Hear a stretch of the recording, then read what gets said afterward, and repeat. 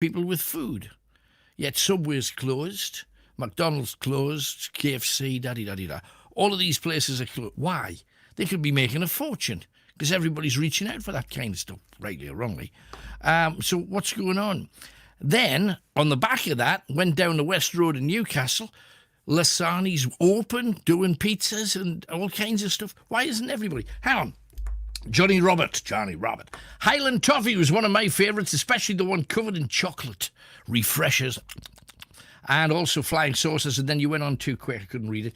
And Mark Smith says, "Hi Alan, I'm listening to you from Kibblesworth Village in Gateshead. What's your favourite Only Fools and Horses episode and why?" It was the inflatable doll thing. When it came out from the car in the back of the settee and everything. Best episode ever. Chandelier was good, but I think the doll's tremendous. Denise Emerson, sarsaparilla tablet. Did you know that in the 50s they discovered that the drink sarsaparilla had poison in it and they had to stop people drinking it? Then they had to reimagine it to stop it being dangerous, and now the type you can buy now is safe and sound. No wonder it made you go to the toilet. Hell's teeth. Anyway, let's get some callers on. That's what we're here for. And, a second. Wrong mouse. Spending all day playing with this damn thing, and I still haven't got that out. Anyway, Tina from Ashington. Hello, Tina. Hello, Alan. Hello, darling. What you got for me tonight, then? The Wham bars, they were my favourite some years ago. Oh, you obviously never lost a filling to one. No, I didn't. No, some people did, though, because they were really chowy, weren't they? Yeah, but they're not like that anymore, though, are they? No, they've been tarted up and changed, and the recipe's not the same. They're not the same thing. And they're also a different size. It's a kind of like wagon wheels. When I was a kid, I thought a wagon wheel was as big as your head. And now they're about the size of my tongue. Well, that's no good. That's just no good at all. There's a problem going on. But Wham bars were the biggie for you. I mean, what's the difference with the new ones then? Because I haven't tried one recently. I don't think they're as sour anymore. Right. Not as many sour bits in as what I used to be. Yeah. Yeah, it used to be, but because they're trying to cut back on sugar in everything, in drinks and in sweets and all the rest of it. And they put saccharin in instead. But I think that's what it is. I'm sorry, but I can't. It's changed the taste and the flavour of pretty much everything that used to have sugar in it. My view is, and I'm a diabetic, so yes, it could kill me. I understand that, but I still think if you've got a recipe that works, go with it. Why change the damn thing? And okay, if your health says you cannot have that, fair dues, but let people who can have it enjoy it. Exactly. Yeah, I think so. Yeah. Anything else then, Tina? No, that was all. Lovely. Thanks for coming on. Bless you, darling. All the best. Bye. Stay well. Bye-bye. Yeah, Wham bars. How about them? We mentioned Freddo's in the week, didn't we? And other things besides. Your first clue, incidentally, for tonight's competition is coming your way in about 30 minutes. We have Les, who's in Forden. Hello, Les. How are you doing? I'm good, my friend. What are you talking about? What it is you've heard how the news about these pubs and clubs. They're Right. open till sometime in, was it July or August? Yes.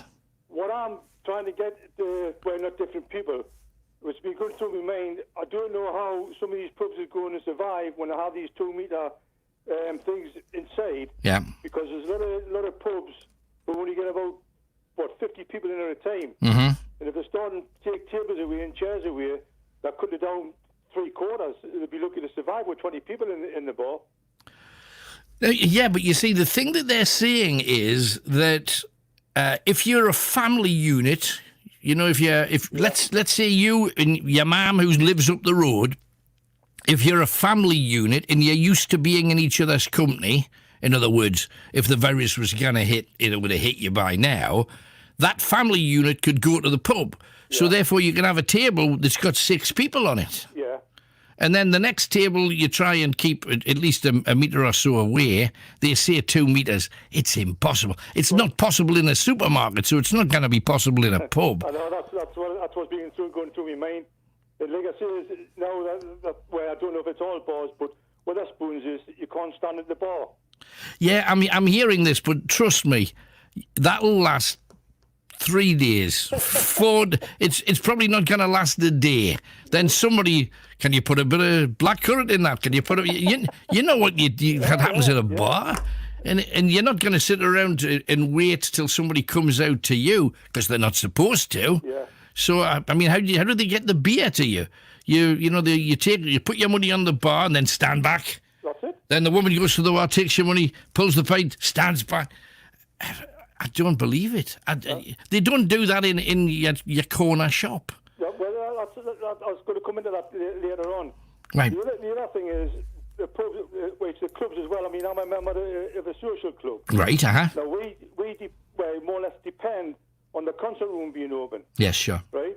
Now, it holds roughly, I would say, about 250. Right. If they fetch this 2 metre distance in, again, you're cutting that down to about 125. Yeah, if that, yeah. It's the money that we are losing out the other people. Don't get me wrong, it's not full all the time, but we always have like a show on a Saturday night and a show on a Sunday. Mm-hmm. Sometimes the concert rooms chock a block on a Saturday if we get a decent show on, because we get these tribute bands on. Right. And it's normally some ticket dues that are sellout. I bet it's rocking as well when you've got the full crowd in it. Yeah. And like I say, if they're going to cut that in half, you're losing all that revenue with the ticket sales and the beer sales at the back of the bar, because it's surprising. Yeah. They don't sit there and drink 1 or 2 pints, they drink 4, 5, 6 and all the spirits. And it's surprising how much you can make on a night. And that, at the end of the day, fair enough, this government, because I've heard you the last few weeks, because you've got no idea with the government, you're not happy with them at all, but I'm not either. No, well, I'm not happy with politicians in general, because they're all much of a muchness. They're playing the safe card. That's it. And that's what they're saying. But we're just doing this for you. We're doing this for you. No, they're not doing this for us. I don't feel that they've got my health care. They wouldn't say to people like me, if you're ill, don't go to a doctor. Just stay at home, and after 12 weeks, you should be all right. That's not looking after me. That's telling me to, go to... They're standing there. You hear them on the television or the newspaper. Right, we're going to do this. We're doing that. We're going to do that. We had 2 world wars where a lot of people died in it. Mm-hmm. For dictatorship, and they're dictating us what they want us to do. Yeah. So they may as well just carry on with the wars and let people run it the way they want it, because that's all they're doing. They're not helping anybody. No. Actually, I personally speak, I think they're making it worse. Yeah, me too. To keep this 2 metre law going around the shops and supermarkets, what's going to happen in the winter and the autumn when it's pouring down the rain, belting down the snow and freezing cold? There's going to be more people dying because they're going to have pneumonia. Yeah. But you see, I'm a great believer in the power of the people, and I think that by the time we get to June, July, the people will say, it was all BS in the first place. I mean, just look at how the stories have changed. Last week it was all, be careful, we could die, we're suffering worse than anybody else. And now, these are just stories from today's press. Forget this coronavirus. My friend's got cancer. People believe the lockdown was a waste of time because more people died last year, and we didn't have a lockdown, and we didn't have a virus sweeping over, or not any virus that we hadn't heard of. Nobel scientists say that lockdown was a medieval way to deal with something, and it certainly cost lives. Do you see how it's turned against them all now? It does. The other thing is, the government that's making these rules, they want to get out in the real world and go around to different places to see what's going on. They might just stand there and do that. Like I said, I'll come back to pubs and clubs again. They want to go to some of these pubs because some of these pubs are only small, and the people that are getting in, that's the money going in. Yeah. If they're not getting them in, they'll just say, thanks very much, we've had enough. Yeah, but you see, this is why I trust the people. And I think once you start to open these venues, because hey, let's face it, you put a band on, and let's say you've got half a crowd. Right? Let's say you do what you're suggesting. Instead of having a full house, 250 people in there, you've got 125. Yeah. And you've got little cliques of groups all over the place with a little bit of space in between. Now, first things first, we don't know whether masks work or not. Also, how do you drink a pint through a mask? That's it. Okay. Second thing, but we don't know whether it works. We're just guessing that this is helpful. We don't know, because they still haven't got a clue how we get it from one to the other. Secondly, if you think about this. Nobody knows for sure whether the 2 metre rule works or not. It just seemed like a good idea at the time. And that's how it remains. Well, if we stay away from each other, then it might work.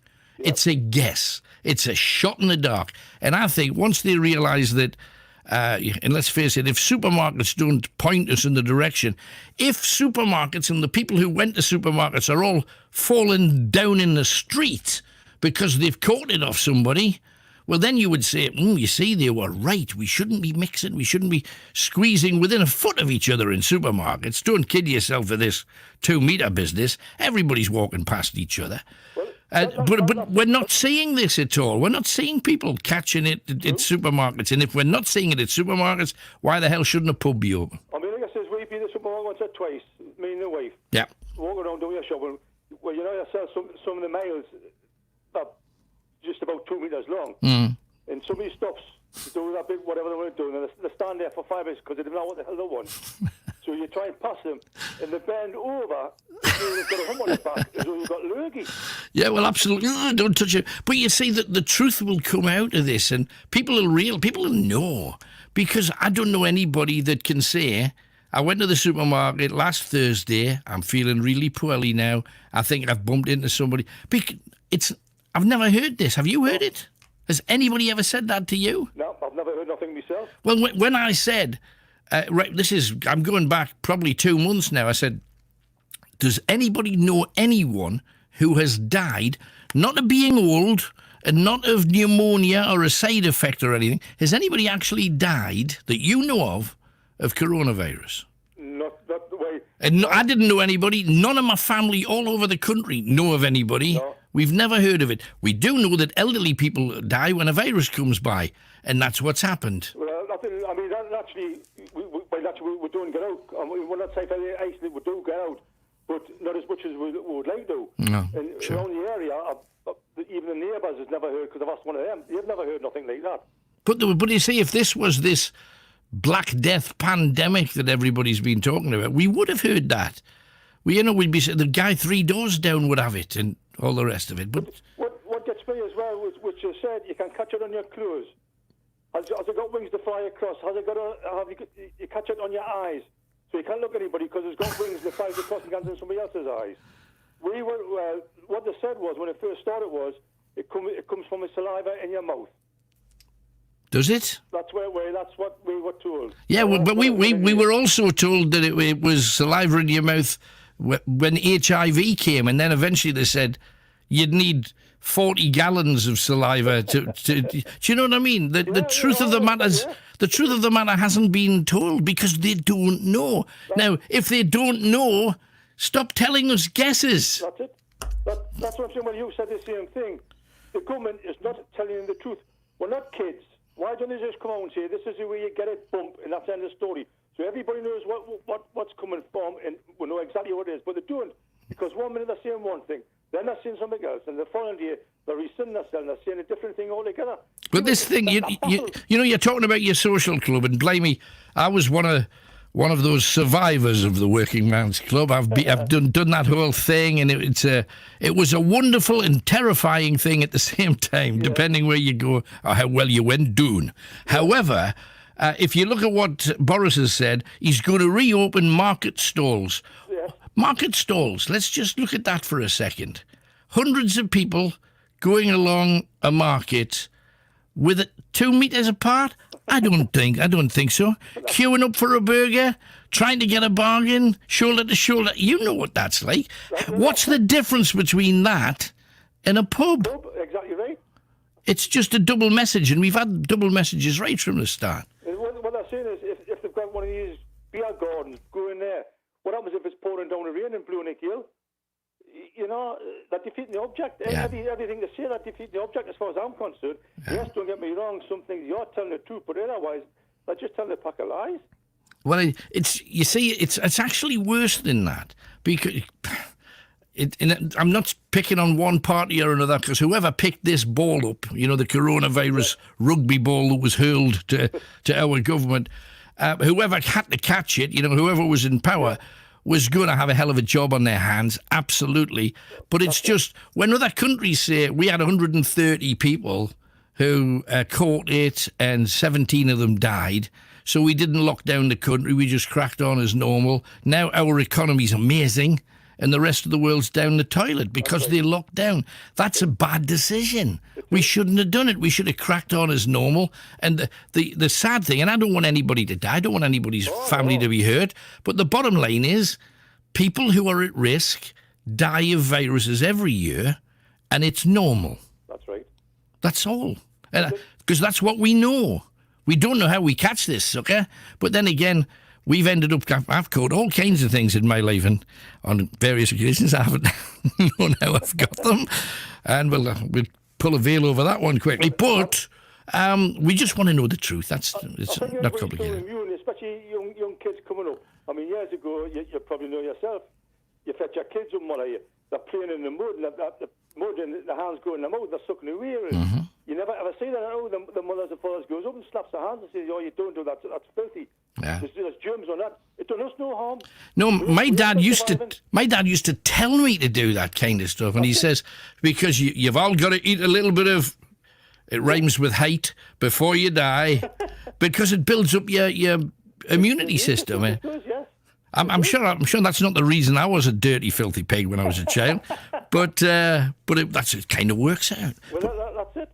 Hey, you mentioned DIY shops as well, Les. What was that about? What it was, there's a B&Q at Scotchwood. Yeah. And there's a Wickes at Westerhoe. There is, yes. Right. Now, about 3-4 weeks ago, I went down to B&Q. Mm-hmm.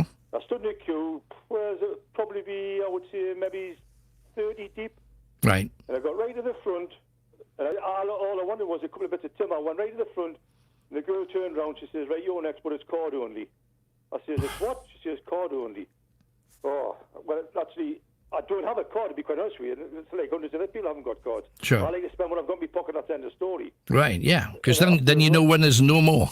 She says, "I'm sorry." I says, "Well, I'll just go and have a look up here. I know I'll just have a look at it." But I had a look around, and actually I couldn't get nothing.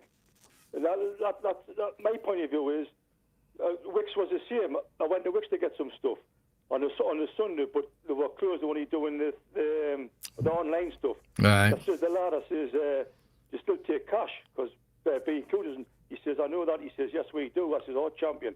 But we're not open until Tuesday." I says, "Right, no bother." So what happens, I goes down on Tuesday morning at 9 o'clock. What happened? Girl, she says, "Card only." I says, "I got told on Sunday that they were cash only." She says, "We've got no cash in the shop whatsoever." Now, you know, and I know there's a lot of conspiracy theories going around it. Now, let's face it, we've told everybody most of them. I don't know whether they're true or not.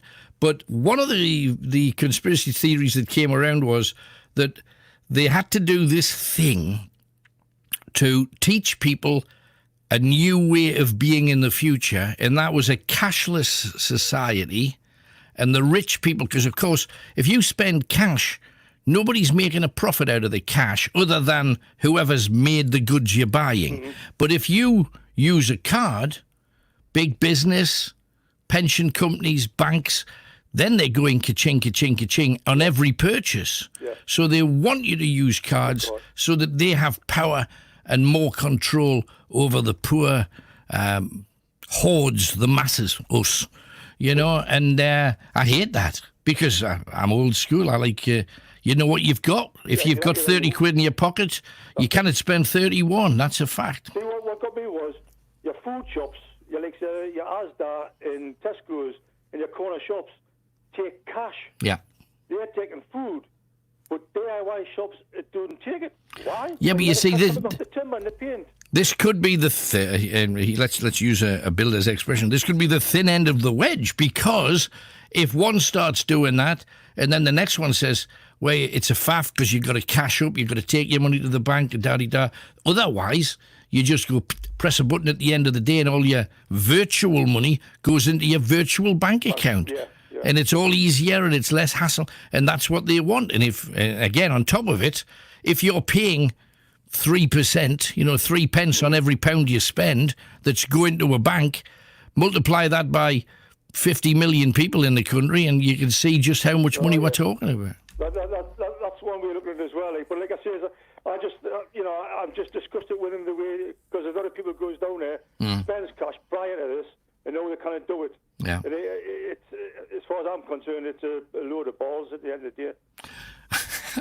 Can we use that as our if we had a speakeasy instead of a social club where you had to knock on the door and the little hatch opened, Yeah. the phrase you'd have to say is, "It's all a load of balls," and then they'd open the door, they'd let you in, and you'd be able to stand next to your pal and give him a cuddle if you wanted. Anyway, Les, thank you, man. Okay, thanks very much now. Bless you. Cheers. All the best. Do you agree? Do you disagree? You don't have to agree. We're just grumpy. Oh. No, and rightly so. The public have had enough of this clot. And if we were doing everything because we knew, that's one thing. And we could all say, hey, we've done a really good job. And this, the politicians say, let's all clap, condescending notes. Let's all clap for the NHS. Yes, clap for the NHS, but clap for the carers too.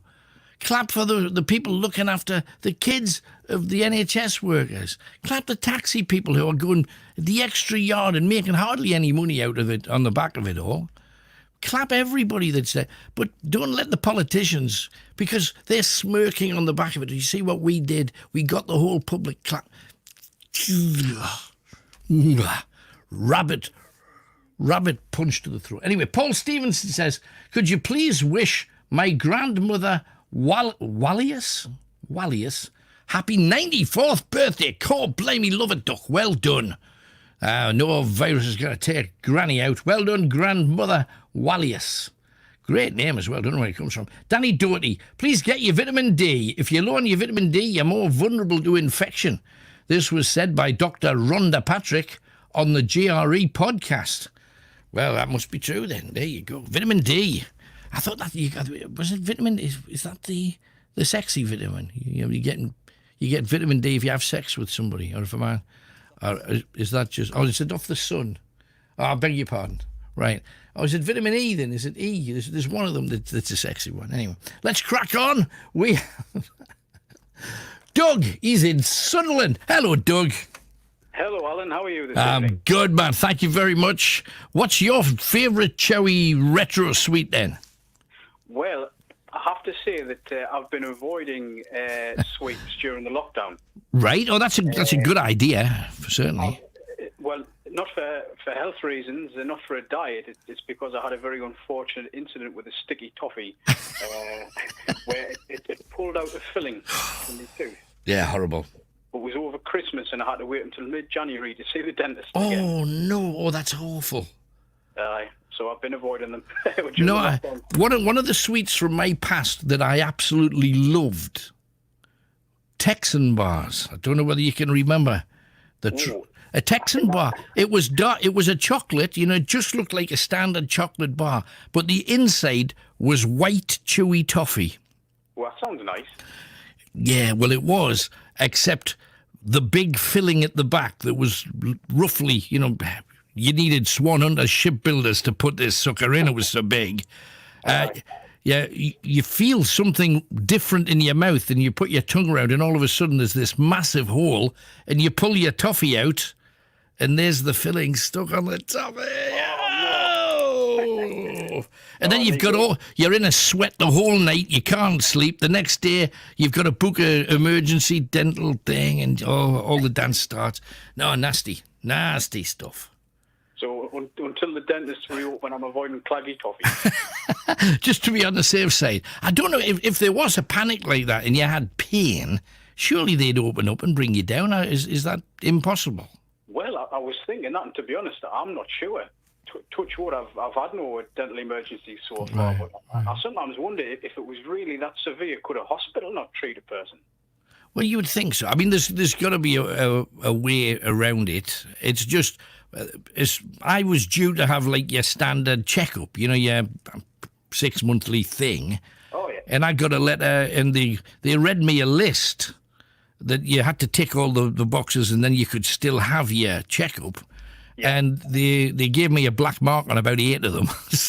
so they said, we'll see you in June. And I'm thinking, well, bloody good job I haven't got toothache then, isn't it? God, aye. Scary times. But again, it's scary built on, well, we don't know. Well, we'll guess this might be the best thing to do. They will guess that. And first of all, dentists wear masks. Anyway, at least mine does. So what's the problem? Exactly. I think at some point we are going to have a return to normality soon. Well, I would hope so. It's just what they're saying is, no, but normal's going to be different from now on. Well, I think as a society, I think we should say, oh no, it isn't, because we quite liked it the way that it was. Yes. Yes.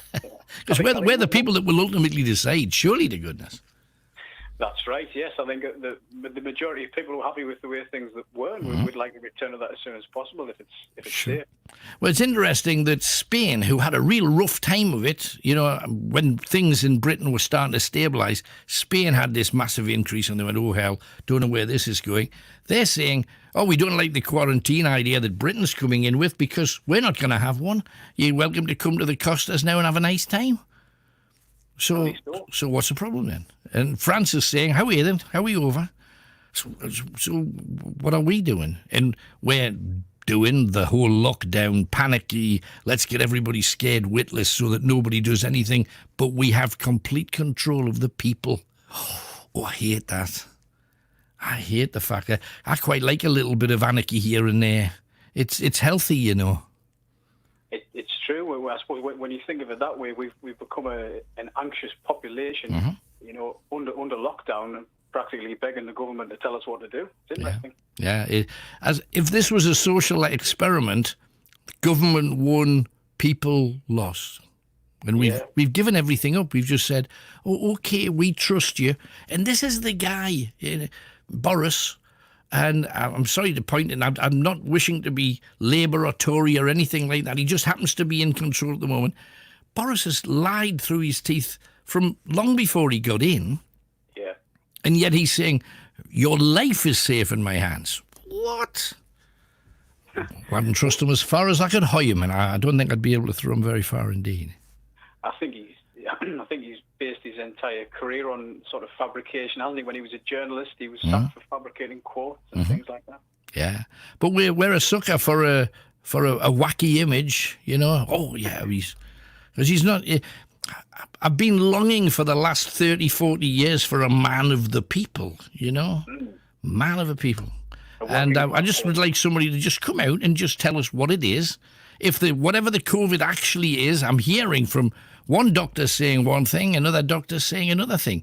What's the truth? And can we get to it at any point? That's all. Boris is proof that British people love a character. That's a fact, absolutely. Anyway, Dougie, thanks very much for coming on, mate. No problem, Alan. It's been a pleasure speaking with you. Pleasure talking to you too. James Geary says, so surprised in you, Alan, promoting media nonsense and confusing information. But then it's your job.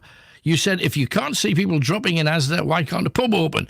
For a start, you can't see a virus infecting someone. It's too small. You don't know who's affected. The assumption that just because you don't know anybody who's died, that it must be the same for everybody else is just arrogant. I'm interested in hearing the opinions of people who do have to be afraid because of their health conditions and age. Well, that's me. I've got 8 marks against me at the dentist's. I'm the dangerous group.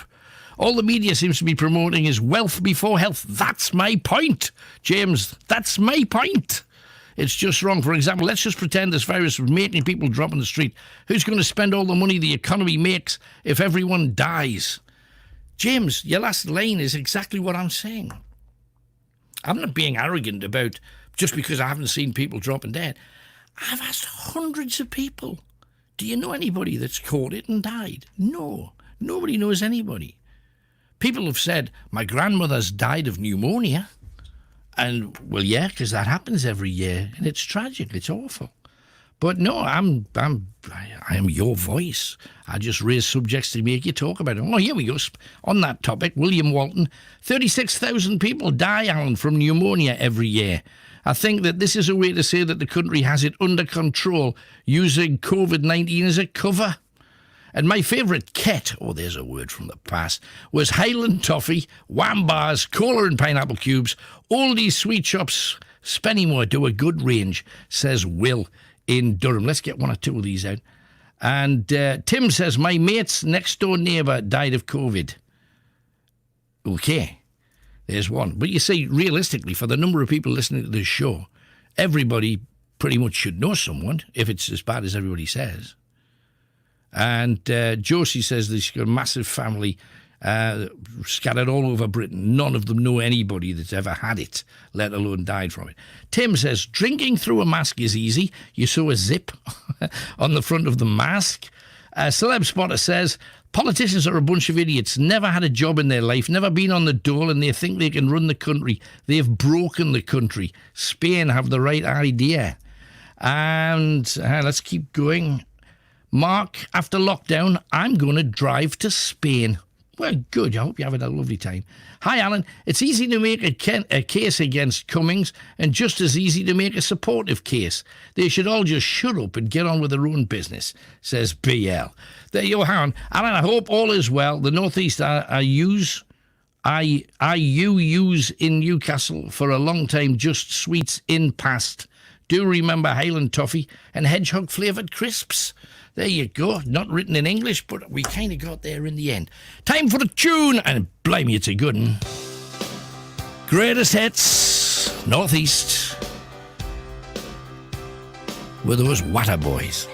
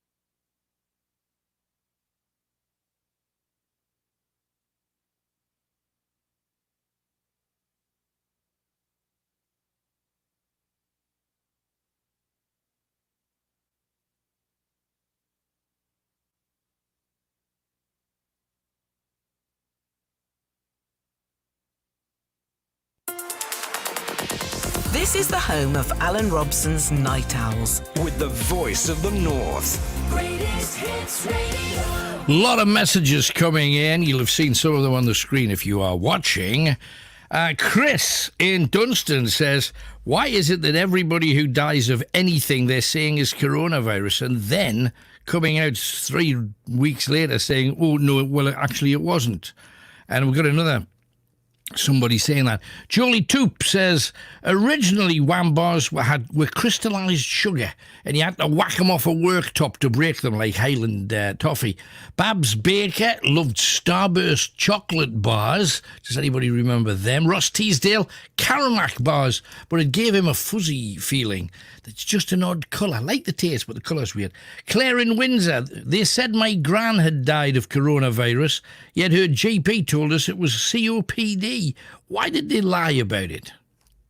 They're telling everybody that they died of coronavirus if they're old and they've got 1,000 health issues as well. I don't know. Maxine Swift says, my mum passed 6 weeks ago due to coronavirus, and I'm very, very sorry to hear that, Maxine. Gillian Armstrong likes sweet monkey nuts. Okay, if you can find the right monkey. And Tommy Weldon says, me and Geordie loved a Catherine wheel. Do you mean the licorice ones with the little licorice all sort in the middle, you know, the sparkly one? And also Laura Purvis. A shout out to Peter Lehman, who's been with us a long time. Peter, thank you very much. John Coleman's a Highland toffee boy. And Gav McElroy, Applejacks. I can't remember Applejacks at all, but he says, I wish some bugger would bring them back. And on top of that, Jared Jill, Alan, my dad died suddenly on April the 8th, not due to the virus, but he was 89. So I've had to organise a funeral throughout this dreadful virus lockdown, all done over a telephone. No personal touches, just a basic funeral. Usually when someone passes, you get condolences, flowers, cards, hugs, all those things.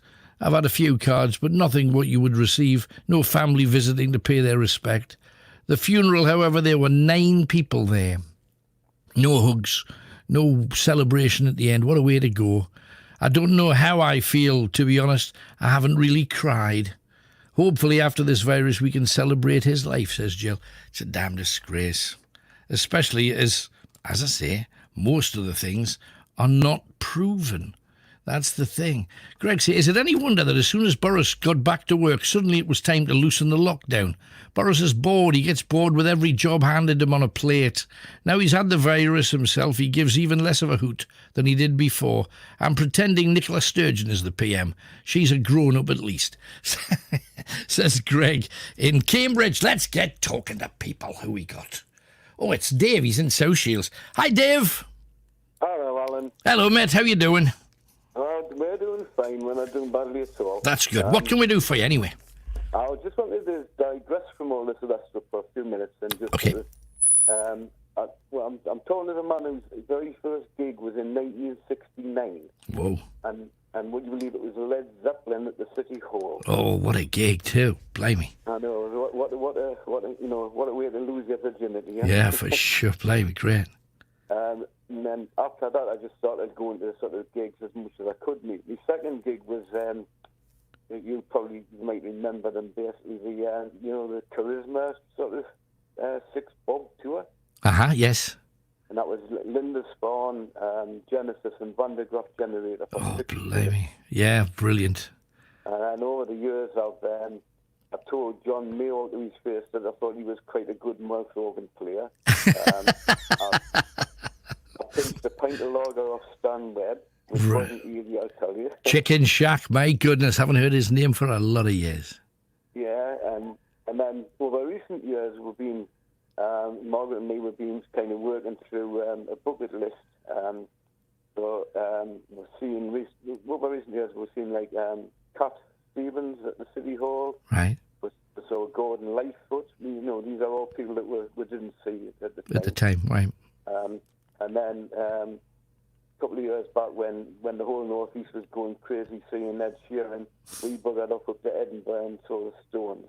Oh, blimey. I know where I'd rather be. My goodness, no question. Mind you, one of the shows that I wish I could have seen came onto they arrived in Newcastle doing Roger Chapman from Family doing his like greatest hits kind of tour. I would have loved to. I would have loved to have seen that. I was on air at the time, so I couldn't get. But that was the one that because he's just got that kind of like a voice from hell, hasn't he? That he's got an amazing voice on him. It's really funny you're saying that because I was leading up to actually ask you if there was anything over the years that you wished you'd seen and you kind of missed. Like, you've answered that for us. No, I've been very lucky because a lot of the people that even the names of the people that you've mentioned, I was hosting one of the last live gigs that Led Zeppelin ever did, and they were at one of the big Nebworth, and they came on, and I was lucky enough to be jockeying at that gig, and they did half a set that was like acoustic, and everybody's going, well, this is really good, but I would love them to pick up their electric instruments and give it some. And the second half, they just picked them up and blew everybody away. But I've been very lucky to meet a lot of them. It's just Roger Chapman was like the little bit of the jigsaw that I'd never managed to put in place. And I loved the music of Family just because it was odd and downright peculiar. And I don't know about you, but if you're a rock fan, you like the odd and peculiar. It's well, they were impossible to sort of categorise, weren't they? Yeah. Family. They just were. They did what they did. Yeah, for sure. And I love them as well. I mean, I've got most of their stuff, obviously, and I still listen to it. It's probably a lot of people nowadays will probably hear it and think, "What the hell is that?" Yeah, but if you've grown up with it, there's something. If you're a fan of Roger Chapman's voice, there's two pieces of music that he did outside of Family that are just chin on your chest. God, blimey, that's amazing. He joined a band called the Streetwalkers. Or he formed a band, should I say, called the Streetwalkers after Family finished. And he did a song called Daddy Rolling Stone. Check it out. And the other he did on an obscure Mike Oldfield album called Crises. He did a song called Shadow on the Wall, which is another one of those things that you go, God, listen, who's that voice? And then you go, well, who else could it be? Nobody else sounds like that. Roger Chapman. Amazing. Great stuff. The band that I looked back on, and I wished I'd seen at the time, but I didn't, because there was supposed to be more of some kind of event rather than anything, was Quintessence. Right, yeah. Hippie band, but yeah, I remember them did a song called Sweet Jesus, and everybody thought, oh, they must be Christians, and they went to... no, they weren't. They were supposed to be really good live. Right, never got a chance to see them too, because we're talking kind of early progressive years, and around then I was like 17, 18, 19, and trying to see as many people as you could, but you didn't have enough money. No, exactly. Nobody could. I remember seeing the Groundhogs at the City Hall, and they were supported by Bridget St. John. Right. And the crowd, the bottled Bridget St. John off, basically. Yeah, that was never going to happen. Bit of cherry red, can't go wrong. Absolutely, with Groundhog. So, the only other thing I was going to ask you was, where do you see this going in terms of where we're at now? I mean, can you imagine sort of them trying to hold gigs with social distancing? Because I can't. Well, as I say, I suggested earlier, I think the people will end up deciding about gigs and football matches. I mean, is this the end of football as we know it? Well, of course not. Are they going to just have football behind closed doors and you can only watch it by paying, like satellite fees and what have you? Well, I hope not. And it would seem the people have the power to make it happen. And if you have to check everybody's temperature, if you have to make everybody wear a mask, you get them in the stadium, and I guarantee within 20 minutes, all the masks are off and everybody's chanting and singing like normal, because that's what people will do. But I think it'll come back, and I think the power to the people. John Lennon said it, and I'd rather trust the people than I would trust politicians. And I would love to say that I trust medical science. But you get every day on television news, you get one saying, oh, I disagree with this lockdown. And you get somebody else saying, oh, but it's saving lives. And no, it isn't. It's taking lives. who the hell do you believe? I mean, even medical science differs on this thing, you know? Well, these are people who, if they heard Roger Chapman, they would probably say he's got it. Because you know? Yeah, you would think the end of the COVID would be played over that In My Own Time. You know, the end of it, where the music just slows Oh, yes, down. yes. I'm sure that's really up. It really is. I just love the beginning of that song where he just screams at everybody for about 30 seconds and then the song starts. It's like, what the hell's this? Fabulous. Hey, good talking to a brother, Dave. Thank you for coming on, mate. And you, Alan. Thanks very much. All the best. Bye-bye. Oh, there you go, you see. It's the whole rock thing. Really miss it, you know. And there's hundreds of thousands of people out there that love it and keep that music alive on a daily basis. And more power to your elbow. Absolutely, 100%. And it's strange because having a little bit of time, which I've never had in my life before, I've been playing a lot of this old stuff. And God, blimey, it's amazing. I mean, just some of the albums that I've put on that I haven't heard in the Speed King, for heaven's sake. Bloodsucker. Now you're going, what's all these strange things? Deep Purple in rock. What an album. Anyway, enough of that. Oh, hang on a second, we're getting massages.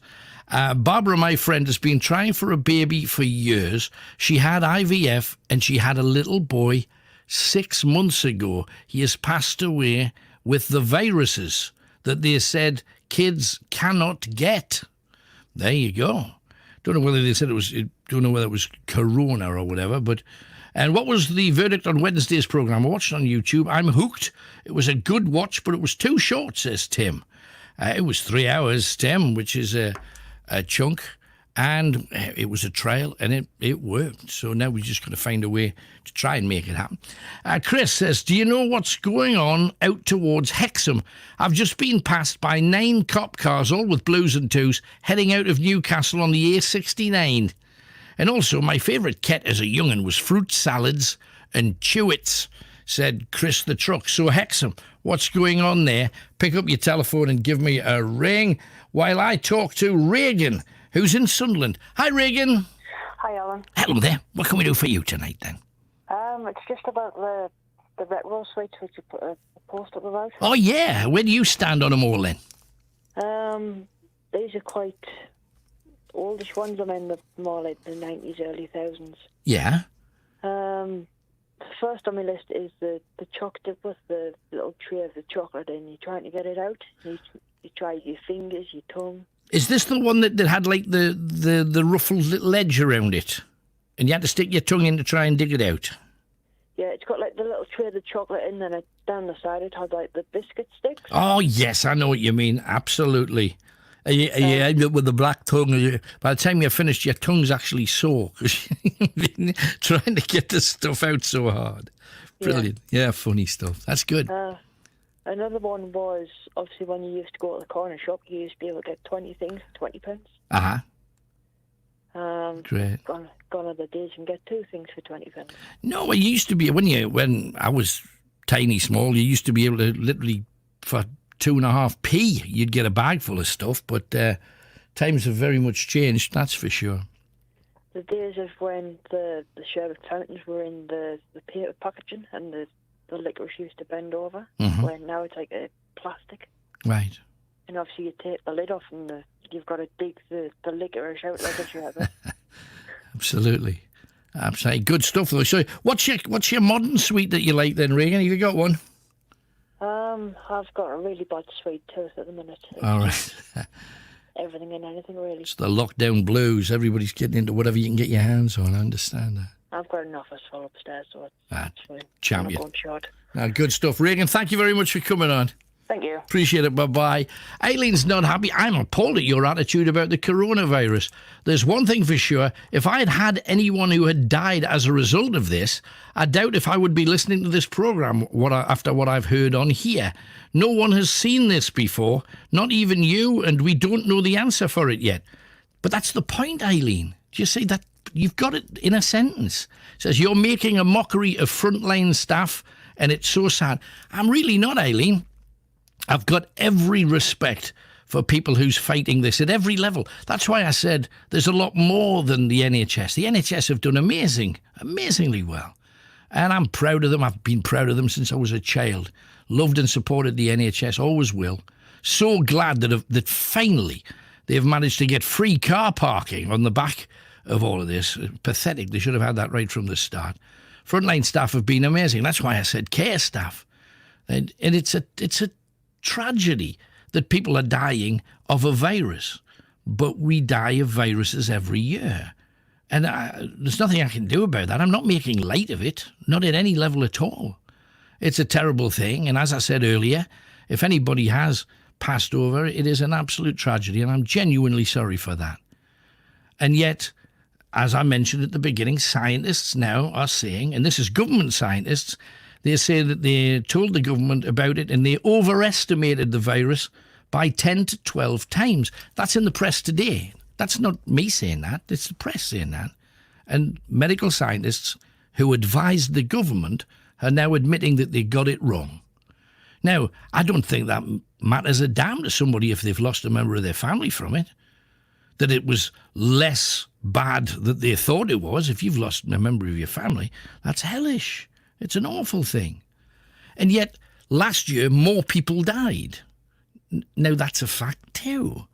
So, have we done the right thing? I'm asking the questions, Eileen. I'm not trying to upset frontline staff. I've spoken to many of them on this programme. They've rang in and they've said, the government tell us that we're overwhelmed by people with coronavirus. And you heard that nurse from Cramlington on the show say, we got bags of room up here. There's no panic about it. We're not we're not bursting at the seams or anything. And we had a doctor on about 2 weeks after that saying that their hospital was dealing with it very well. They've got a ward and they've got 8 people on it at the present moment. They were expecting a lot more, but it didn't come about. So the messages that you get on the news and nationally, you've got to look at them and say, do you believe everything that you hear or not? And if you question anything, in my view, everybody should question everything. Your key phrase here is, nobody has seen this before, not even you. Well, least of all me, I'm not a medical person. But I can tell you that I've lived through Spanish flu, Asian flu, and a whole lot of other viruses that have taken people's lives. And it's been awful. But we didn't lock down for it. And more people died last year. Why didn't we lock down when all of those people were dying? You see, there's just a lot of questions.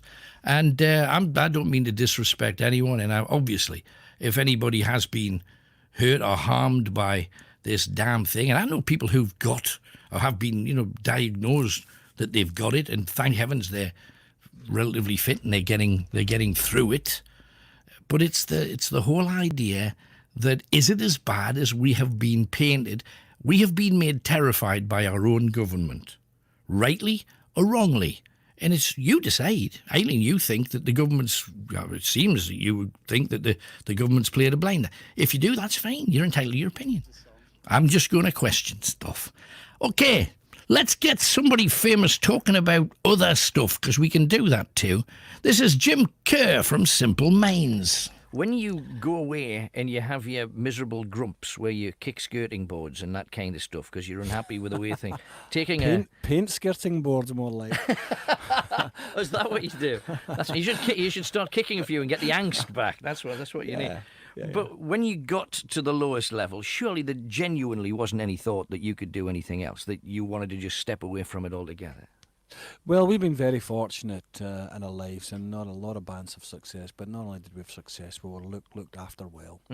And I mean, part of the time away, I now live half the time in Scotland and half the time in Sicily and Italy, and going to a new place and learning a new language and a whole new, not a whole new identity, but certainly a whole new set of references. It's a thing that also I think develops you as a character, but within that, you started playing music again, and you look forward, and you're playing music, and you with people, and how people listen to music. When you're just inside the industry, you hear the music a different way. Yeah. And it was great being in Italy, seeing how people like to listen to music a Saturday night before they go out and stuff. Other things you should know, but you forget. And, So can you speak Italian with a Scots accent then? Well, even worse, I speak probably a Sicilian dialect with a Scots accent, and if you can imagine, a Sicilian accent compared to Italian accent, probably like somebody from Inverness. Yeah, going to make you an offer you can't understand. Well, something like something like that. Yes.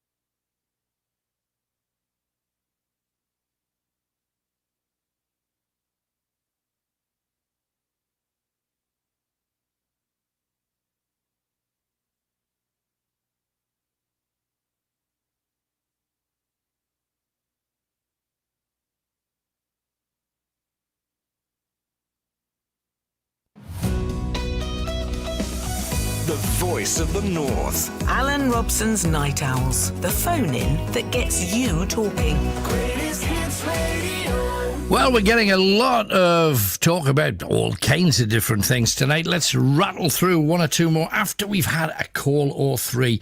Let's go to Finland, where we've got Ian. Hello, Ian. Hi, Alan. How you doing? I'm very well. Good to hear from someone in Scandinavia. What are you doing up there? Well, I mean, I've been living here, but I was actually in England, and I just got back a week ago. So I'm pretty glad to be here. It's things feel a lot more different here than what they did in England. Very fortunately. How is it so different there? How did Finland deal with the whole thing then? Well, I mean, for a start, Finland still only had 300 deaths. Right. Which is very curious because actually this was like the second country in Europe to have a case. Right. And, and we have such a big tourism here and a lot of Chinese people coming into Lapland to see Santa and stuff over the winter. So it was like we literally had people directly from Wuhan who brought the virus in here and the second confirmed case in the whole of Europe. So I don't really understand how it's not swept across here. But it doesn't really make sense. And they did do some lockdown and they restricted the border traffic somewhat, but not like the lockdown was only like businesses, not socially. People weren't sort of socially restricted. There's just a lot of sort of trust on people to take care of those things themselves without having to actually pass all of these draconian laws. And then there's also a lot of question about whether I don't know really, but it just my sort of question is does it just come down to simply this labelling and this sort of blanket labelling deaths that aren't really that, and our doctors are more honest? I don't know the answer to that, actually. I really don't know. No, but you've gone back from Britain where we're still on the tail end of lockdown here, as you know. How did you manage to get a flight out? Alan's flights never stopped. There were still like 2 flights a day coming out of Heathrow to Finland. Now, you see, that to me blows my mind, because how can you be locked down when there's still 2 flights a day going anywhere?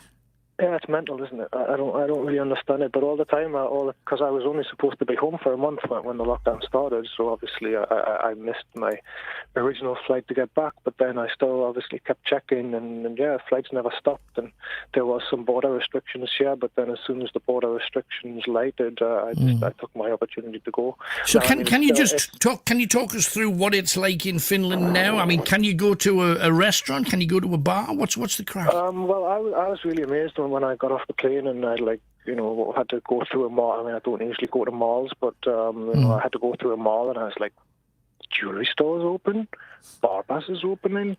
I saw a restaurant that was open, but people were like, they were walking out of the restaurant with takeaway boxes, then they were sitting on like the cafe tables, like outside. And things like that. So I mean, and just walking around, I saw like children back in the schoolyard playing and running around normally.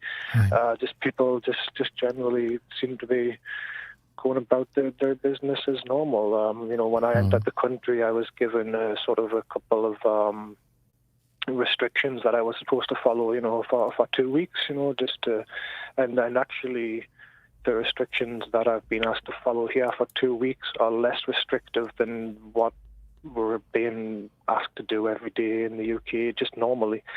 So I don't know. It's this whole thing is it just doesn't make sense, and there's just so many different variables around it. So, no, for sure. But I really appreciate your coverage of it in the way that you're presenting your opinions of it. I think it's really healthy to have that sort of alternative discourse and not just kind of blindly submit and follow.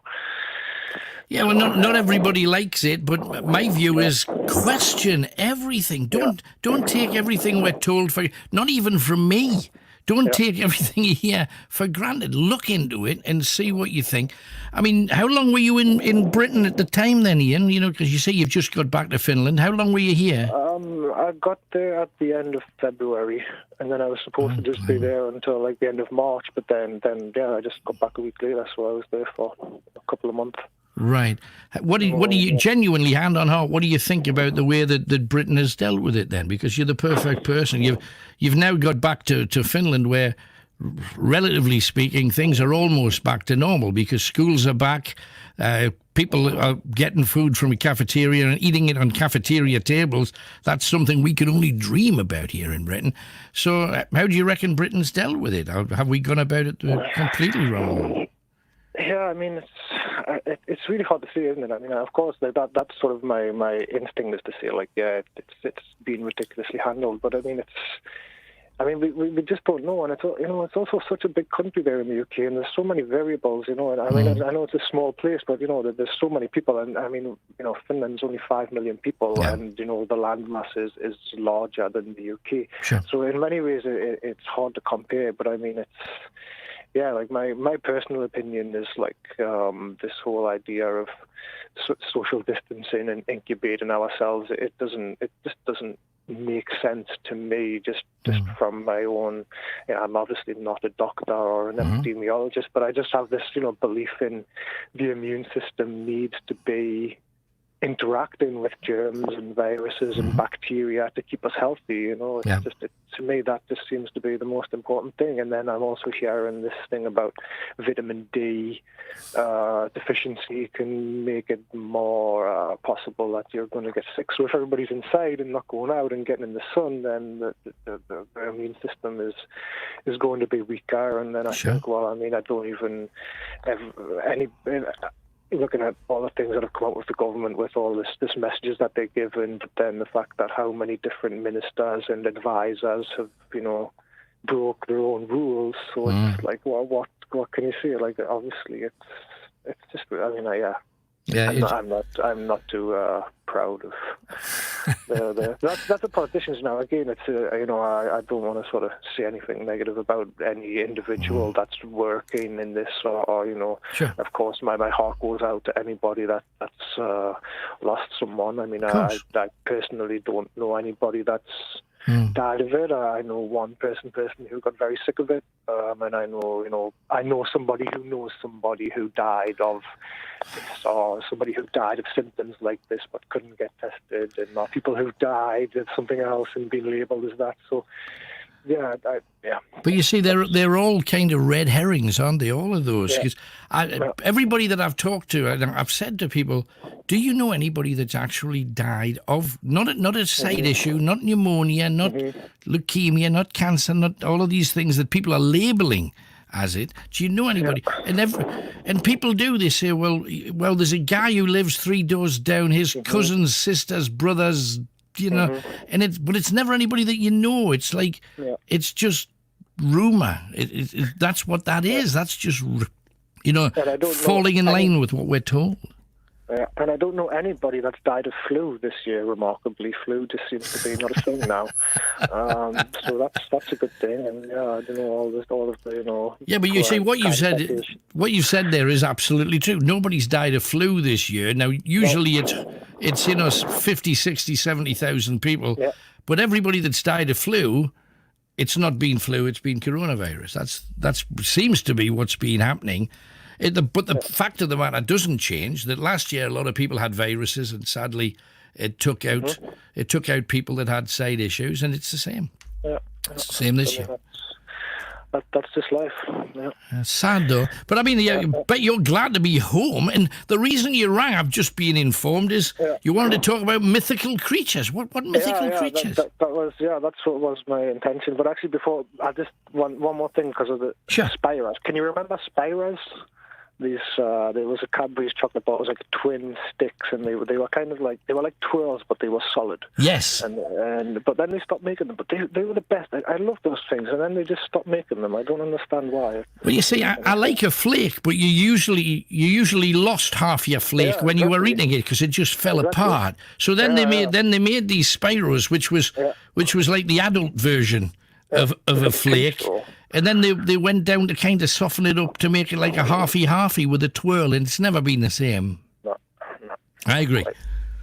So anyway, talking about mythical creatures and also just like the cultures that accept and embrace these things. And then I've been traveling and living in a few different countries, and one really interesting place I spent a long time was in Iceland. Right. And Iceland actually has they have legislation in Iceland, and this is not some like old, archaic legislation that's still on the books. This is actually something that come about really recently because they had so many incidences where expanding the infrastructure there, right. Particularly like building roads, they would have really mysterious happenings would happen where like entire crews would get sick, machinery would be destroyed, just catastrophes, unexplainable catastrophes would happen, right. to the point where like construction workers tend to not be the most superstitious people, but now it's got to a point where what they have to do there is they actually have to consult with a medium who will check with the land wherever they want to build a new road, and they will check with the land, and they will communicate with whatever being in Iceland that they call this the Hilda folk, but elf is sort of what a lot of people would think of this as, or you could also maybe see like leprechaun, a lot of these different all around the world, there's different stories of like trolls and leprechauns and elves and fairies, all those things. So, but in Iceland, the Icelandic term they call it Hilda folk. Hilda folk, right? So they it just means like hidden people, right. is the translation. So now you have like some places where if they're trying to build a road and they come across a certain rock and they're having difficulties, they'll consult with a seer, and the seer will either make an arrangement that the elves will move and they'll destroy the rock and build the road. But if they can't, they literally just build the road around whatever sort of rock. And this is like massively common across the country, where it's so big and so, I don't know if you've ever been there, but it's so big and so vast. Yeah. And you'll just be driving along like a straight road, and all of a sudden it'll just, for no real reason other than this, mysteriousness, the road will just like bend around some rock feature, just literally because they didn't want to upset the Hilda folk. Yeah, and it's like work crews will there's been issues where work crews have literally just said like, no, we're not going to do that. Well, you see, there's a, and I know this is kind of a Celtic thing because if you think about it, it's Ireland, Scotland, Northern England, right across Scandinavia and Northern Europe. Yeah. The pagans back in the day, and if you think about it, they loved nature and they loved natural things, and they gave credit to nature for doing certain things. They didn't want to upset it. In Ireland, they've got that thing where if they come across a fairy tree or a fairy circle and they see that on the ground, they'll not drive over it.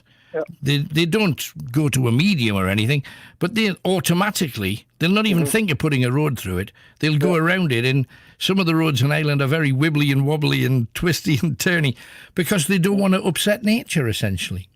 Yeah, I know. No, it's a nice thing. Amazing. It's really amazing, and it's like they have that legislation in Iceland on the national level, but then even just living with people there, it's like even just individuals, like farmers, like people who have land, and they'll always like whenever they want to sort of make some new project, they'll always sort of make some sort of offering or ask for some sort of sign or permission to make sure that they're not going to upset these nature spirits.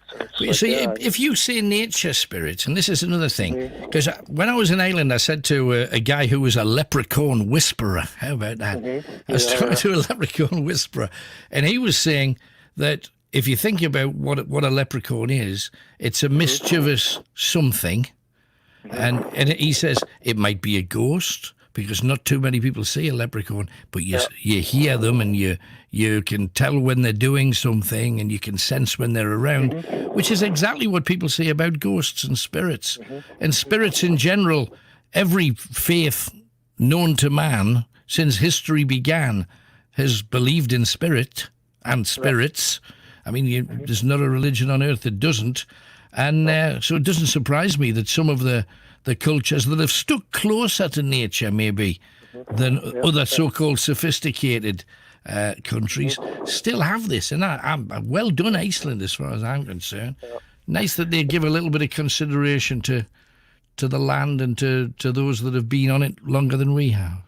Yeah, no, and it's like, yeah, it's really fascinating, and like I first become aware of these things actually when I was living in Canada, and well, I mean, I didn't actually know what was happening, but I was gardening there. I was actually just took care of like an old garden plot that had been neglected for a long time, and I took it upon myself to clean it up and prepare it for growing some food. Yeah. And I put a lot of effort into it, and I made it really nice. And the last thing I did was I put like a path of stones through the middle of it, and then I left it, and I came back the next day, and on the middle stone there was like 3 pieces of broken glass.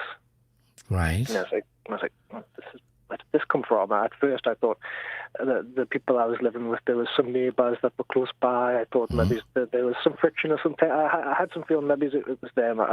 It just didn't make any sense. I knew I didn't put it there, so I took it away, threw it away, went about my day. The next day I come out and 3 pieces of broken glass again back on the stone. Again, took it away, threw it away, and this just kept on happening every day, and I was getting really freaked out. And like, I mean, I slept out there in a tent. I stayed up one night watching out from over the window.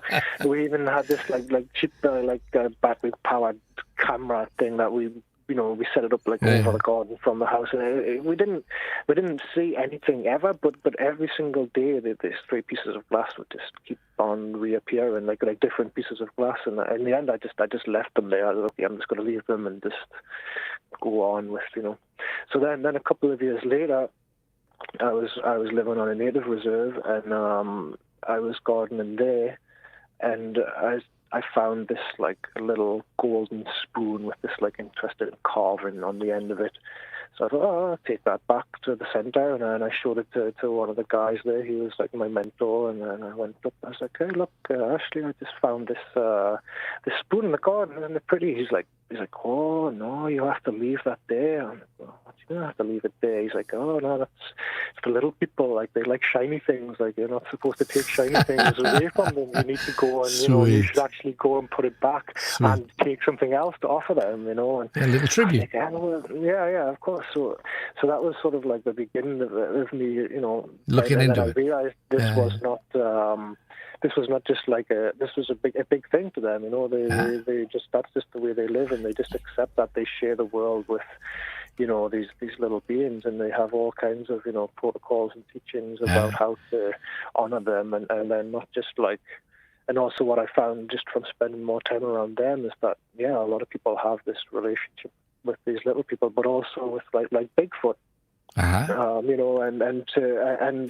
like large lake creatures, like the equivalent of like Loch Ness. There's so many stories of these people that have them, and one of the funniest things I ever heard a guy say there. He says, "Yeah, well, they're very like."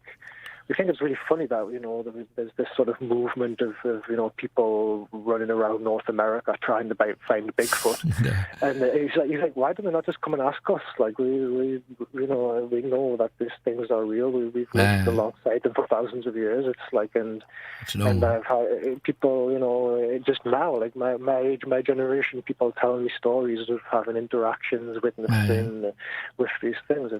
That's amazing. There's so much more in this world than what we. That is what I've always believed. Ian, bless you. Thank you for all of that. We're going to talk. We could talk about that forever. That's a great topic. Thank you very much for coming on, though. Lovely to hear from you. Thanks, mate. Bye-bye. Bye. Well, as you know, we went out hunting the Yeti and in the Himalayas, and we've not done a Bigfoot thing. But interesting all the same. And the people who live in the Himalayas, they don't talk about the Yeti as if it's like a thing. They talk about it as them, and they've always been there, and we know they're there. We see them, we see the marks they make, it's normal. And when I was there, I saw the marks they made and heard and saw animals that disappeared and saw what was left of them, blood and guts and stuff. And you could say, but that could be 1,000 things. Absolutely. And this is the whole point of when we talk about, think about it. Study stuff. Think hard. Think about the opposite of everything that you hear. It's interesting. Anne says, I agree with you about the virus. I think it should be mandatory to wear masks just for people's peace of mind, as I don't really think they work that well. Supermarkets are open, then why not everything else? They're scaremongering. Many more people die of lots of other things. But as soon as one person dies of corona, it's mega news, scaring the life out of people. 2 people I know have recovered. Never heard of anyone dying from it. There'll be many more people with mental problems, and our immune systems will be compromised when we're finally allowed out. I know a lot of people will disagree, but that's my opinion. Doesn't have to be right, but it's your opinion, and that's what counts. Have an opinion about stuff. Newcastle on lockdown sent a picture, thank you. Who's this? Claire. I agree, question everything. It is to be noted that my friend who has MS and is in a care home in Suffolk has had coronavirus, tested positive. He's in his 50s with what I presume by now be nursing needs. He's been symptomless other than a temperature, so maybe it's not quite as bad as they're telling us. And also, did you ever do any ghost hunts at Cherry Knoll? And I can tell you that, no, we wanted to. We never got the chance, and it still bugs me. William, after listening to your show, I've concluded it's like being back in 1985 when you were young and spoke with a squeaky, pure English accent. Then you developed the show to what we've got now with a proper accent. It's a step back in time. Hopefully, in time, you'll get back to 5 nights a week. Love you, man. Thanks, William. Bless you. Corona Cretins is this. This is Wayne the Para. And Alan, I hope all is well. You're on the subject of our wonderful government. Let's not forget Labour Stephen Kinnock. His visit to his father on the 29th of March, just to wish him a happy birthday. Photographed sitting in his parents' front garden. Error of judgment. No outcry or calls to step down, or Labour's Tahoe Ali, who attended a funeral with over 100 mourners in April. Error of judgment. No calls to step down. Or Tory MP Robert Jenrick, who drove 150 miles to his second home. No calls to step down. Or Nigel Farage, travelling 100 miles to Devon to look at illegal immigrants in the public interest. Nothing done. Scotland's Chief Health Advisor, Catherine Calderwood, drove to Edinburgh to her second home in Fife and was initially backed by Nicola Sturgeon before being forced to resign. Grave error of judgment. Or Professor Neil Ferguson, entertaining his lover during lockdown, who resigned.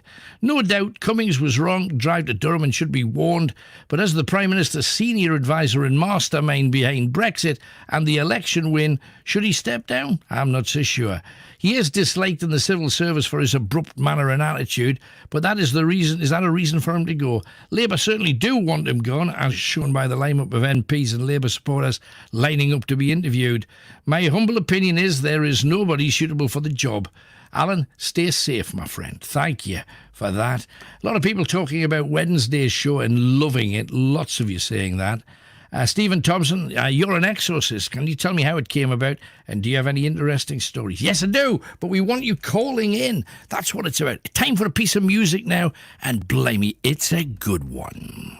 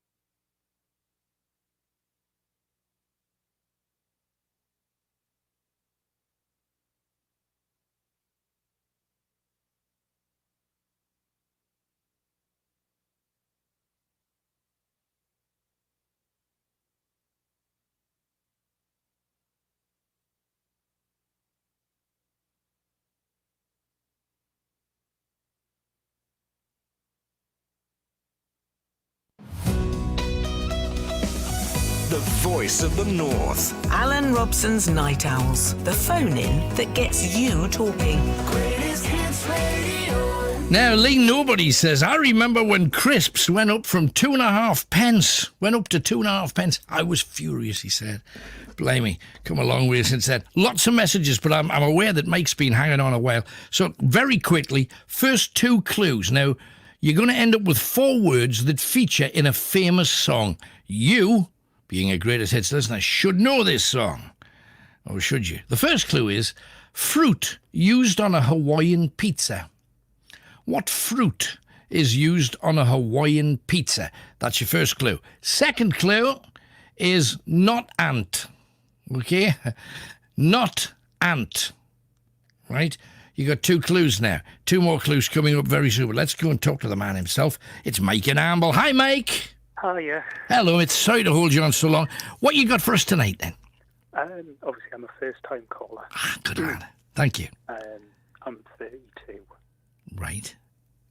And I'm totally blind. Right. I live by myself. Uh-huh. I'm not expecting miracles. I don't know. Things don't happen overnight, and it's going to be more difficult. For instance, I heard the show last week, the part about the lady, the carer that phoned in about the chap that she lived with. Yes. Sort of with some specialist needs, and I know you have people that I've been listening to the show about 2 years. Thank you. There was an older gentleman that died. Right. I lived in the village that recommended the show. Well, good. And I've been, and obviously at a time like this, I've been getting a lot of, I'm not very scientific, but I've been getting a lot of like input through this show that I didn't have before. You know, right. Like psychologist, I know Emma Kenny was on a few weeks ago. That's right. And obviously, so what can we do for you? It sounds like you're after something. What is it that you want? Well, I'd like to meet somebody. Right. I live by myself. Okay. And you're 32 years of age. Tell us a bit about you. Well, in about 32. Mm-hmm. What do you look like? Are you tall? You're short? You're fat? You're thin? 5'9". Right. About 5'8". Oh, you've shrunk an inch in a minute there. You were 5'9" a second ago. So you're about 5'8", 5'9", round about that. Dark hair, blonde hair? Oh, you're a ginger? What is it? Short dark hair. Right. And what kind of things do you like? Just, I mean, I know the pubs are shut at the moment, but, a meal and a coffee. Right. Nothing. I'm not wanting, I haven't got any vision. Right, okay. Obviously, I live in a specially adapted flat. I do have a carer. Right. Through Age UK, I get 2 visits a week. Obviously, with the pandemic at the minute. Sure, but everybody's locked down. So the bottom line, the best I think I can offer you at the moment, because obviously we've got to... With the telephone, I have done online dating before. All right. I found it very difficult. Right. Obviously, with people coming up. And sure. I do miss a lot through vision. Well, through vision. Not. Yeah, but essentially on a telephone, we're all the same. We're just a voice, aren't we? That's it. So you're in Amble, you're blind, you're 32 years of age. I've been living on my own for 9 years. So you could do with somebody that's I've spent a lot, most of my 20s on your own. Right. Well, it's about time we ended up you being in a couple. Yeah, that would be I'm not nice. expecting to be. No, it's just sweet. But it would be nice to bring somebody new into my life. Well, that is the wonderful way to look at it. So, Night Owls, here's your challenge. Do you know somebody that might be perfect? Just at this stage, we're not asking you to date or do anything like that. All we're saying is, do you know somebody that's aged around the 32 mark who may like Michael as a partner? That's the simple thing. Would you like to be a telephone pal first? And if that leads to a cup of coffee eventually when things ease up, that would make sense. So are you interested in Michael being your friend? If you're on your own and you want to make I sense that you're shy, and that's not a bad thing. No. To be honest, I think where women are concerned, they're sick to death of hearing from men who who have used and abused for the last 30 years. I mean, I don't Got a fresh one here, I think. I don't want to use the COVID as an excuse, but it would be nice to, because obviously I do spend a lot of time on my own. Yes, it would be nice to talk to some people on a daily basis. How are you today? All those kind of things. Little things, yeah. I get it, Mike. I get it. And because I do go to a local, the RNIB. You've recommended a local lunch group that I go to. all right, yeah, just so you can make friends. That's the good. Hog's Head. I don't know if you're aware of that. The Hog's Head that's up beside. It's in Alnwick. Yeah. No, I know it. It's. I've never been in. Is it any good? It's good. It's a lovely bar meal. That's great. Okay, so that might be somewhere to take someone if they're interested. A lot of the people that go are retired. Right. Oh, I see. By far the youngest. You'll be the youngest guy there, which is you just need somebody around your own age who's up for a chat on a telephone. And if that's the first step, if you get to like each other, if you get to, to have a nice conversation and it leads on to something else, that's I know wonderful. I don't want to go in any depth. No, you do that with a lady who's in. I think you sound like an eminently nice lad. And so, ladies, is this a guy that's worth a telephone call? That's what we're saying. Pick up your telephone now. Give Chris a ring on 0191 488 3188. 0191 488 3188. This is not to date or to do anything like that. It's simply to have a chat on air, not on air, should I say, off air with Mike, and see if you like each other. And if you do, if once the restrictions are lifted, you want to do something, it's up to you. I found this show's help alleviate my angst. Sometimes I get a lot of anxiety. And I found this show's help. Oh, good. Glad we're good for something. Discover things and find out. There's a lot of therapy within this show. Even right. There's a lot of the psychologists I've been on and stuff, and I found that helped us. Well, anything we can do. I would just like a new look, and as I said, I've tried online dating, but I understand. It's a bit more difficult. Well, let's see if there's somebody out there that, whether they're sighted or not, doesn't matter. I'm not going to discriminate in any shape or form. There was a girl that comes to the lunch. Mm-hmm. She's about 40. But that's probably the nearest to your age is the thing. So we're looking for someone. She was partially deaf, and she met somebody. Right, well, there you go. So why the hell not? Mike, we'll give it a shot for you, man. Thank you very much for calling. I hope it works for you. Thanks for having us on there. Now, you're welcome. No problem. Mike and Amble, can you help him? Chris, you heard what he said. He's ready. He's ready for your call. So 0191 488 3188. Very quickly, because as I say, we've got a lot of people. There's a big amount of cash to be won every single day on Greatest Hits Radio. Cash register is back from Tuesday. Don't miss it. 8 a.m. Rossi's show on Greatest Hits Radio. And a lot of people sending stuff in. Jill is listening in South Alberta in Canada. Great. Regan says, other sweets. He liked sweet tobacco, licorice root, baby bottles with sherbet, brain lockers and cherry lips. Josette just says, hi from Southampton. Michael Slesser, Flo from Wacker, loves night owls, but her son's trying to wrestle the computer away from her. Lego Man, talking about how you in a lot of countries they respect things from the past. A pyramid in France was destroyed for the creation of a motorway. Now, how amazing would a pyramid in France be as a tourist thing? Janie Ferguson, my granny says, the only person you can trust is yourself. Absolutely. Don't trust me. Don't trust anybody. No one. Trust yourself. Trust your gut. Ross loves sherbet lollies and says it used to be after school on Friday he'd go down to Tommy Turnbull's shop. There you go.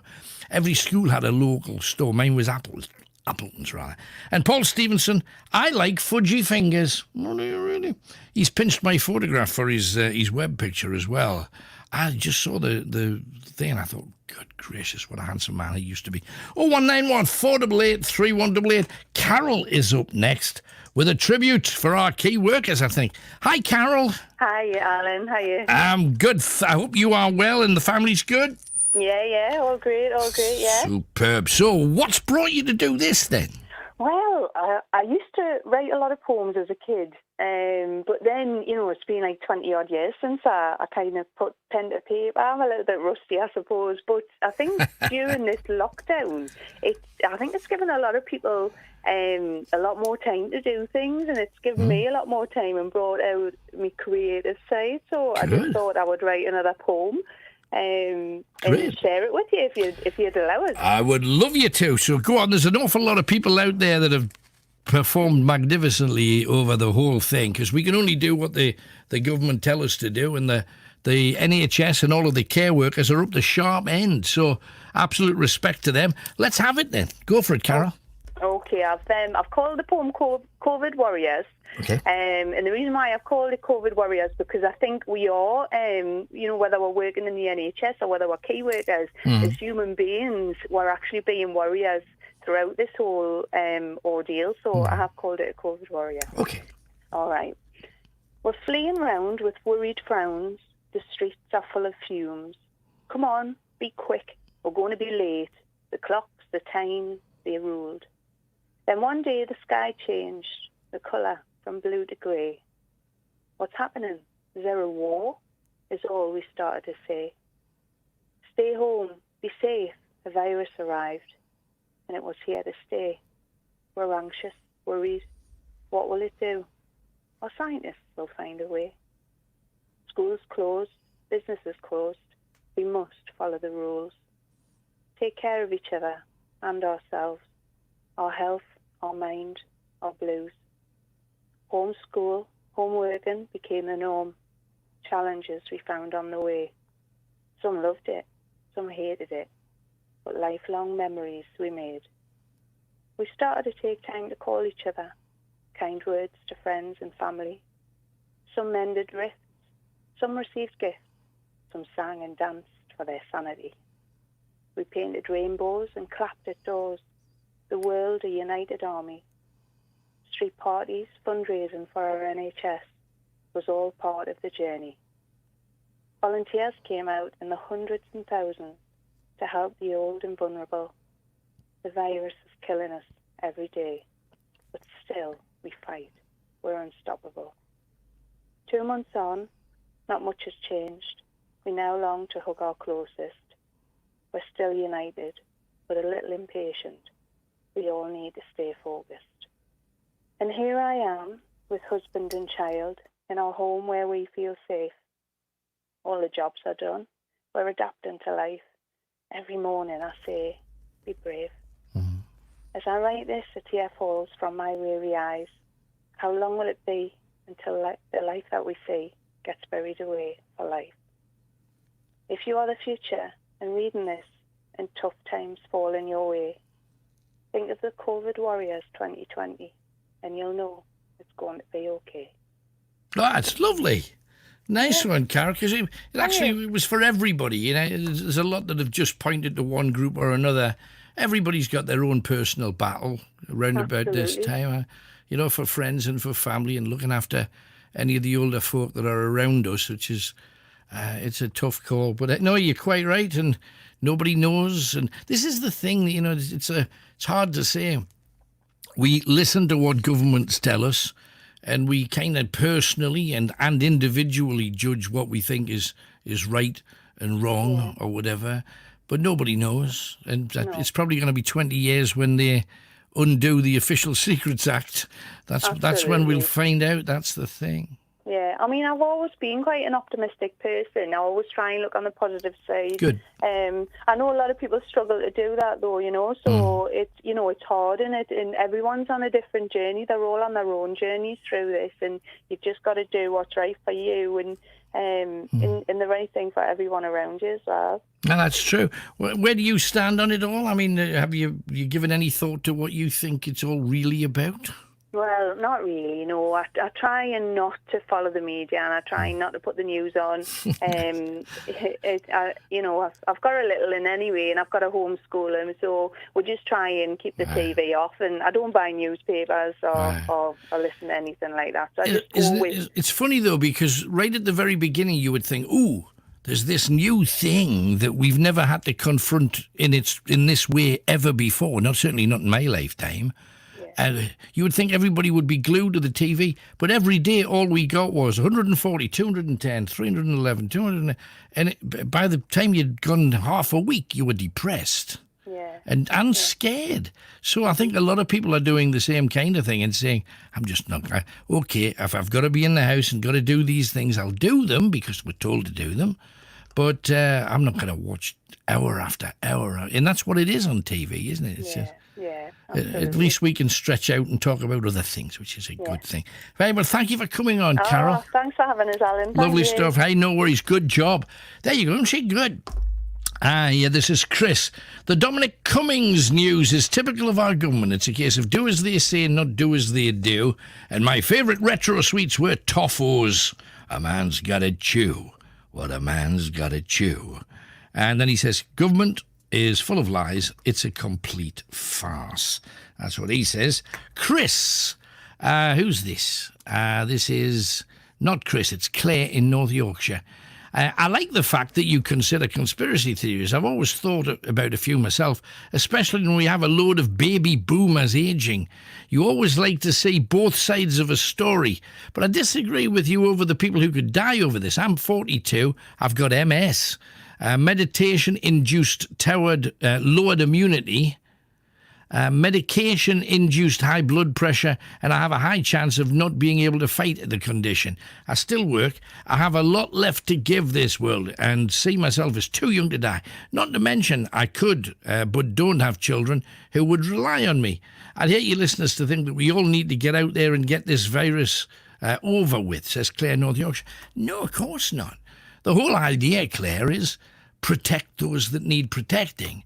And if you're super healthy and your immunity system is doing it for you, and obviously by now you'd know because you'd have the temperature or the cough or any of the other things after such a long period, concentrate the care on those who need it the most, people like yourself, Claire. And I've been saying this from the very beginning. And you got people not able to go to gyms, so they're at home, they're pumping metal and they're on their bikes doing Peloton and all the various things that they can. And why can't they go out and do whatever they want to do out there? But there's so many people like you who've got immunity conditions or a whole range of health issues. Protect them, defend them, give them the push, the majority of our medical care. Absolutely, 100%. You are the reason why things should change because you deserve it. You've got all those different problems and you need to be protected, 100%. Let's move on. We have Stephen in Durham. I think he's on about Dominic Cummings. Hello, Stephen. Hello, Alan. Hello, mate. So how do you feel about this fella? Should he go? Should he stay? Where do you stand? Maybe go, because he didn't just go to Durham, you know. He walked in Hufflewood and he went to Barnard Castle, didn't he? And not just Dominic Cummings. I think Dominic Raab should go as well. Right. Because we thought he was on the side of Harry Dunn, the one who got knocked off his motorbike in Northampton. But he was pictured the other day having a drink with some friends, champagne and that, just partying, isn't he? Right. The thing is, we get obviously different messages from government. Just now we've got Boris saying he wants to open market stalls. He wants people on beaches in groups of 6, but no more, dotted about. So if a politician chooses to stick around with his family and go to a beach or go to Barnard Castle or wherever they go, lockdown's easing up, so why not? I see, because Ian Blackford was criticising them and Keir Starmer and that, and Ian Blackford's for the SNP, for instance, doing all that. And, sure. So...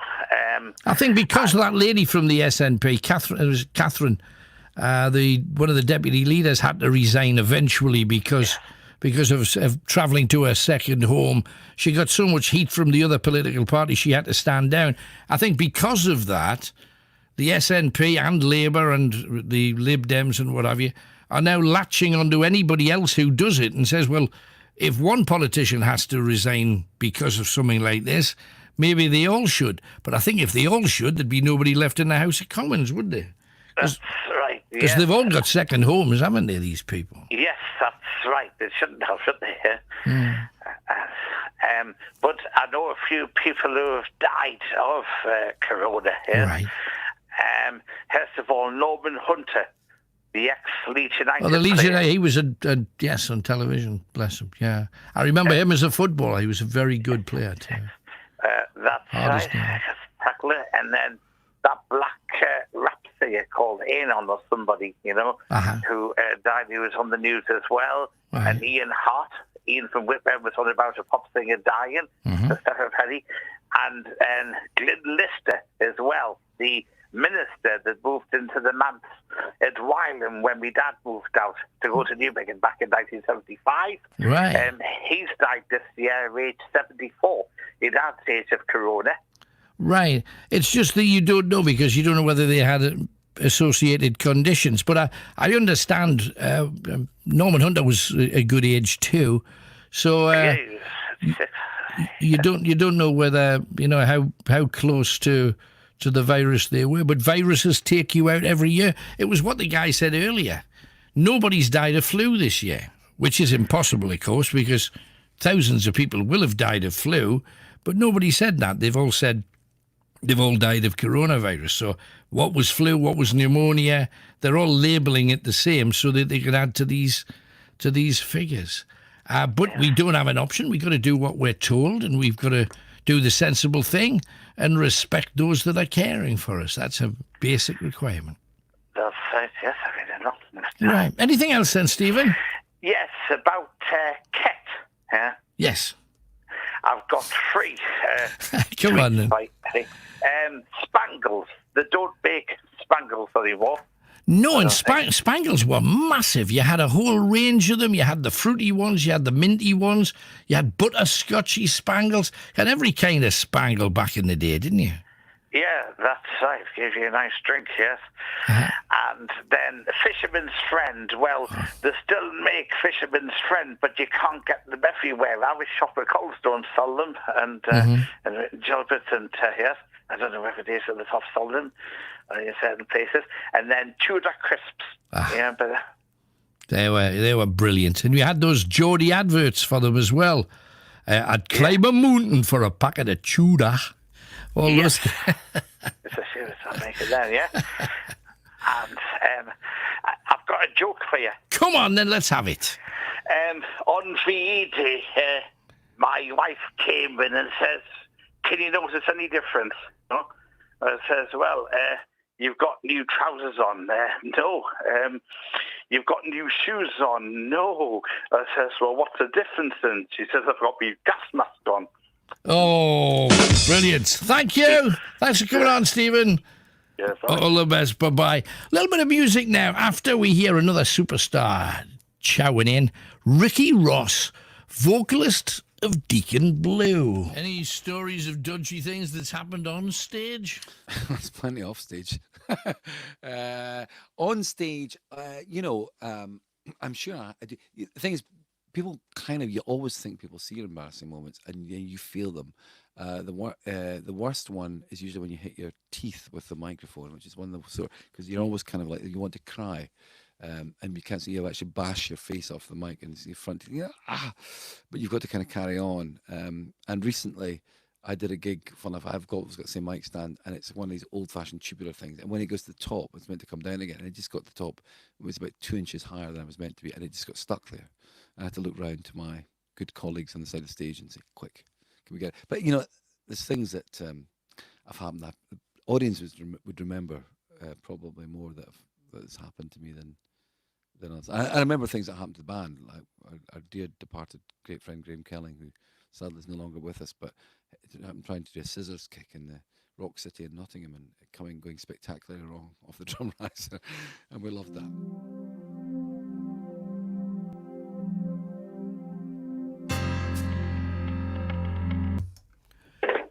Right. Hi, everybody. And a big thank you for watching. We're going to kill the live stream, but we would love it if you could retune and get your gadgets and your computers and your telephones and listen to the rest of the show. We'll do our best to entertain you. Thank you for watching so far.